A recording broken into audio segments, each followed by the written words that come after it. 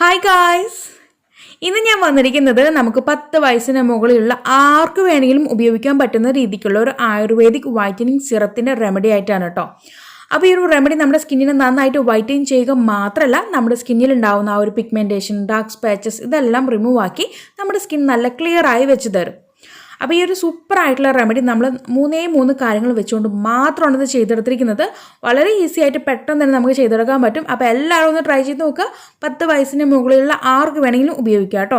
നമുക്കിത് അപ്ലൈ ചെയ്തിട്ട് ഞാനിതൊരു സിറത്തിൻ്റെ ആ ഒരു കൺസിസ്റ്റൻസിയിലാണ് ചെയ്തെടുത്തിരിക്കുന്നത്. നിങ്ങൾക്കിത് ക്രീമായിട്ടും ചെയ്തെടുക്കാൻ പറ്റും കേട്ടോ.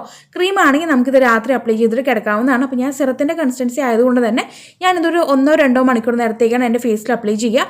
എന്നതിന് ശേഷം കഴുകിയതിന് ശേഷമാണ് ഞാൻ പോയി കിടന്നുറങ്ങുന്നത്. ഓക്കെ, കഴുകുന്ന സമയത്ത് ഞാൻ ഫേസ് വാഷോ അല്ലെങ്കിൽ മറ്റുള്ള കാര്യങ്ങളോ ഒന്നും തന്നെ ഉപയോഗിക്കില്ല. ജസ്റ്റ് ഒരു വാഷ് മാത്രം കൊടുത്തതിന് ശേഷം പോയി കിടന്നുറങ്ങുക ചെയ്യുന്നത്. അപ്പോൾ നിങ്ങൾക്ക് ഈ രീതിക്ക് ഫോളോ ചെയ്ത് വരാം. അതല്ല ക്രീം ടൈപ്പാണ് നിങ്ങൾക്ക് ചെയ്തെടുക്കണമെന്നുണ്ടെങ്കിൽ നിങ്ങൾ രാത്രി ഇത് വെച്ചിട്ട് നമുക്ക് കിടന്നുറങ്ങാവുന്നതാണ്. പിറ്റേന്ന് രാവിലെ കഴുകിയെടുത്താൽ മതിയാകും. അപ്പോൾ ഗൈസ്, നമുക്കിത് എങ്ങനെ തയ്യാറാക്കിയെടുത്തു എന്നുള്ള വീഡിയോ സ്റ്റാർട്ട് ചെയ്താലോ? അപ്പോൾ ഗൈസ്, നമുക്കിത് തയ്യാറാക്കാനായിട്ട് ആദ്യം വേണ്ട 2 ഹെർബൽ പൗഡർ എന്താണെന്ന് പരിചയപ്പെടാം.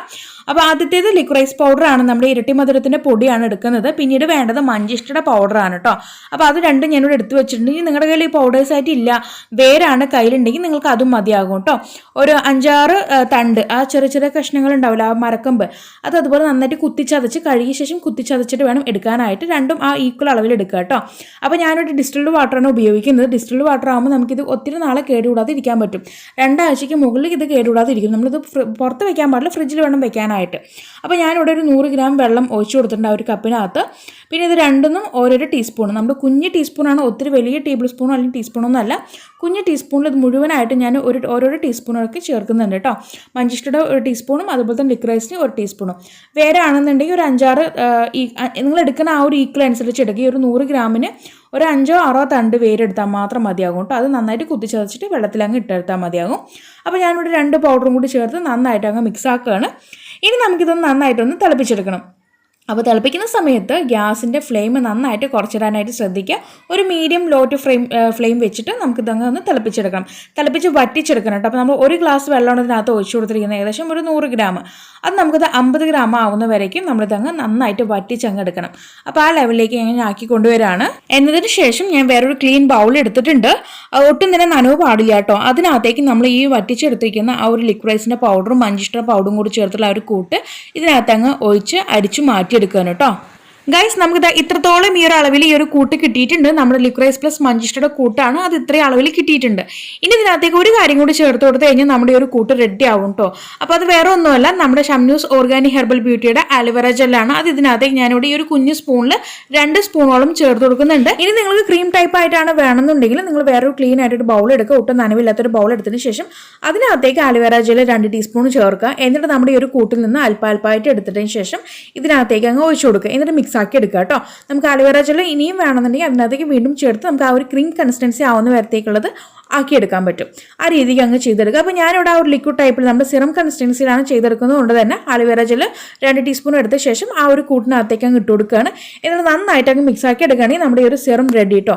ഇനി നിങ്ങൾ ഡ്രൈ സ്കിന്നുകാരാണ് ഇത് കാണുന്നുണ്ടെങ്കിൽ ദയവ് ചെയ്ത് ഇതിനകത്തേക്ക് ആൽമണ്ട് ഓയിൽ ഒഴിക്കാനായിട്ട് ശ്രദ്ധിക്കുക കേട്ടോ. നിങ്ങളുടെ സ്കിന്ന് ഇത് ഈ രീതിക്ക് അപ്ലൈ ചെയ്ത് വരികയാണെന്നുണ്ടെങ്കിൽ ഒന്നും കൂടി ഡ്രൈ ആവും.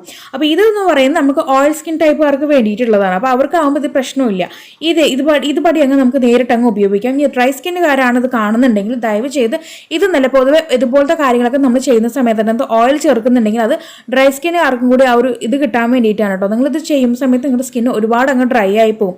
അപ്പോൾ അത് വരാണ്ടിരിക്കാൻ വേണ്ടിയിട്ടാണ് നമ്മൾ ഇതിനകത്ത് ഓയിൽ ചേർക്കുന്നത്.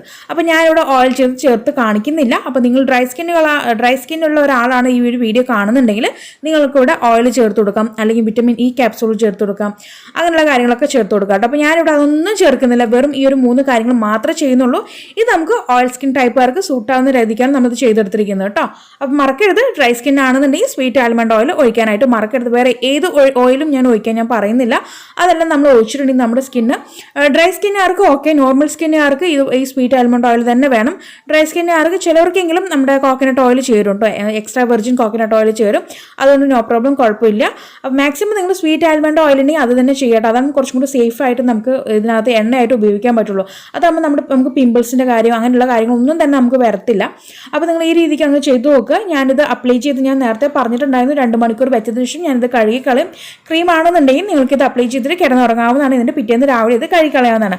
ഇനി ഒരു പക്ഷേ നിങ്ങൾ ക്രീം ഉപയോഗിക്കുകയാണെങ്കിലും നിങ്ങൾക്ക് ആ ഒരു കളർ എന്തായാലും ഫേസിൽ ചെറുതായിട്ട് കാണും കേട്ടോ.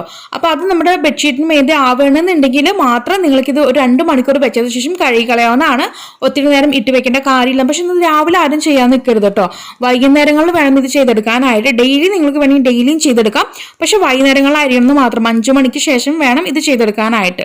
ഇത് ചെയ്തതിന് ശേഷം ആരും തന്നെ സോപ്പ് ഉപയോഗിക്കാതിരിക്കാനായിട്ട് മാക്സിമം ശ്രദ്ധിക്കുക. സോപ്പ് ഉപയോഗിച്ചിട്ട് നമുക്ക് പെട്ടെന്നൊരു നല്ല റിസൾട്ട് കിട്ടത്തില്ല. അപ്പോൾ ഗൈസ് എല്ലാവരും ഒന്ന് ട്രൈ ചെയ്ത് നോക്കുക. ട്രൈ ചെയ്ത ശേഷം നിങ്ങൾക്കുണ്ടായിട്ടുള്ള മാറ്റം താഴെ കമന്റ് ബോക്സിൽ ആഡ് ചെയ്യാൻ മറക്കരുത്. പിന്നീട് പുതിയ വെറൈറ്റി വീഡിയോ ആയിട്ട് tata bye bye from Shamna.